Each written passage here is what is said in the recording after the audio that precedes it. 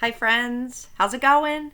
Today is Thursday, March 26th, and it is day 7 of our remote learning adventure. Yesterday, I posted a video from Miss Del Grosso, and she was, I was lucky enough to have her read a picture book for us. And I hope you guys got to check that out. It's a really beautiful book, which had an amazing message. I don't want to give too much away. I'd rather you go watch the video. So today I'm going to read The Trumpet of the Swan for you guys. But before I do that, I just want to say how excited I've been to be able to be, talking to you all through video chat. And for those who haven't been able to connect with me yet, don't worry. There's a few different options. There's a way to do it just through audio if you don't have a camera a computer with a camera on it. There is also an option for us to just, write back and forth like pen pals. So that could be fun as well. I do love writing letters, so it could be good practice for us. All right, so let's get to the Trumpet of the Swan. This chapter is called Off to Montana.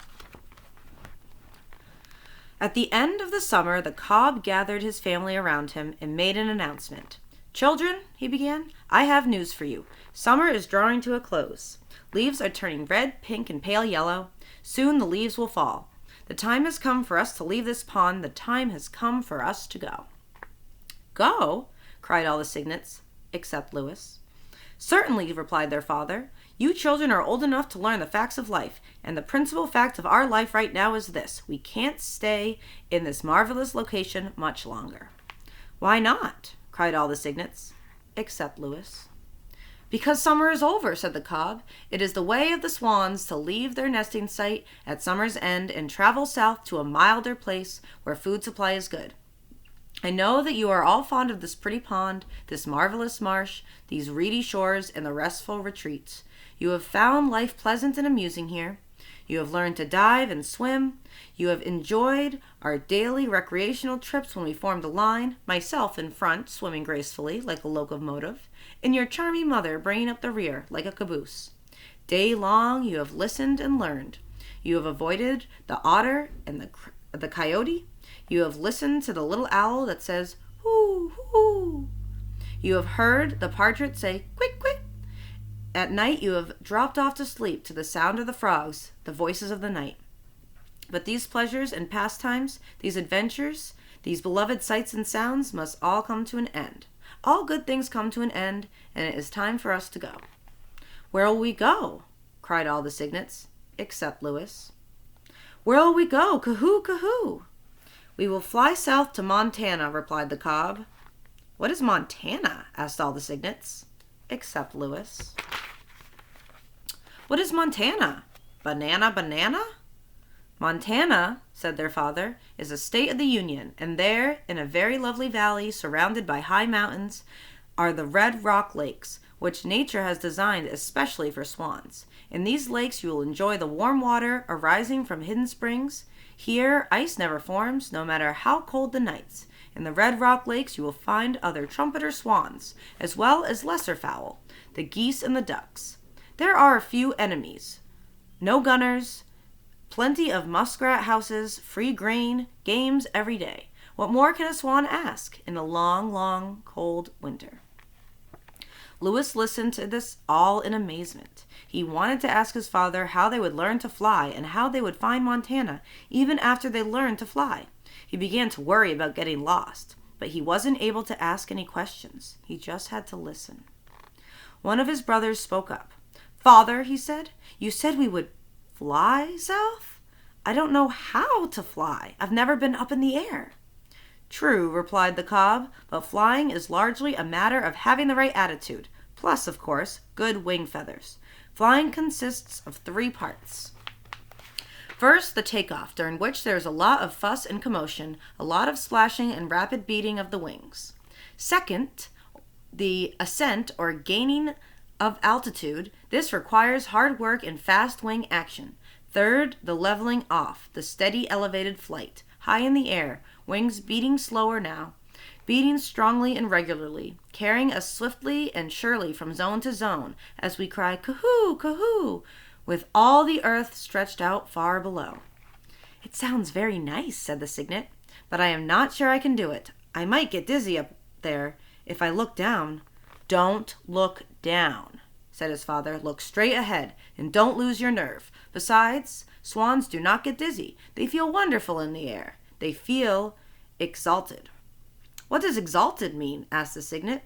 "It means you will feel strong, glad, firm, high, proud, successful, satisfied, powerful, as though you had conquered life and had a high purpose." Lewis listened to all this with great attention. The idea of flying frightened him. "I won't be able to say Kahoo," he thought. "I wonder whether a swan can fly if he has no voice." "I think," said the cob, "the best plan is for me to demonstrate flying to you. I will make a short exhibition flight while you all watch. Observe everything I do. Watch me pump my neck up and down before the takeoff. Watch me test the wind by turning my head this way and that. The takeoff must be into the wind. It's much easier that way. Listen to the noise I make trumpeting. Watch how I raise my great wings. See how I beat them furiously as I rush through the water with my feet going like mad. This frenzy will last for a couple of 100 feet, at which point I will suddenly be airborne, my wings still chopping the air with terrific force, but my feet no longer touching the water. Then watch what I do. Watch how I stretch my long, elegant neck out ahead of me until it has reached its full length. Watch how I retract my feet and allow them to stream out behind, full length, until they extend beyond my tail. Hear my cries as I gain the upper air and start trumpeting. See how strong and steady my wing beat has become. Then watch me bank and turn, set my wings, and glide down. And just as I reach the pond again, watch how I shoot my feet out in front of me and use them for the splashdown, as though they were a pair of water skis. Having watched all this, then you can join me. And your mother too, and we will all make a practice flight together until you get the hang of it. Then tomorrow we will do it again, and instead of returning to the pond, we will head south to Montana. Are you ready for my exhibition flight?" "Ready!" cried all the cygnets, except Lewis. "Very well, here I go!" cried the cob. As the others watched, he swam downwind to the end of the pond, turned, tested the wind, pumped his neck up and down, trumpeted, and after a rush of 200 feet, got in the air and began gaining altitude. His long white neck stretched out ahead, his big black feet stretched out behind. His wings had great power. The beat slowed as he settled into sustained flight. All eyes watched. Lewis was more excited than he had ever been. "I wonder if I can really do that," he said. He thought, not said. "Suppose I fail, then the others will fly away, and I will be left here all alone on this deserted pond, with winter approaching, with no father, no mother, no sisters, no brothers, and no food to eat when the pond freezes over. I will die of starvation. I'm scared." In a few minutes, the cob glided down out of the sky and skidded to a stop on the pond.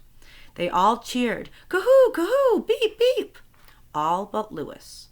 He had to express his approval simply by beating his wings and splashing water in his father's face. "All right," said the cob, "you've seen how it's done. Follow me, and we'll give it a try. Extend yourselves to the utmost. Do everything in the proper order. Never forget a minute that you are swans, and therefore excellent flyers, and I'm sure all will be well." They all swam downwind to the end of the pond. They pumped their necks up and down. Lewis pumped his harder than any of the others. They tested that wind by turning their heads this way and that. Suddenly the cob signaled for them to start. There was a tremendous commotion, wings beating, feet racing, water churning to a froth. And presently, wonder of wonders, there were 7 swans in the air, 2 pure white ones and 5 dirty gray ones. The takeoff was accomplished, and they started gaining altitude.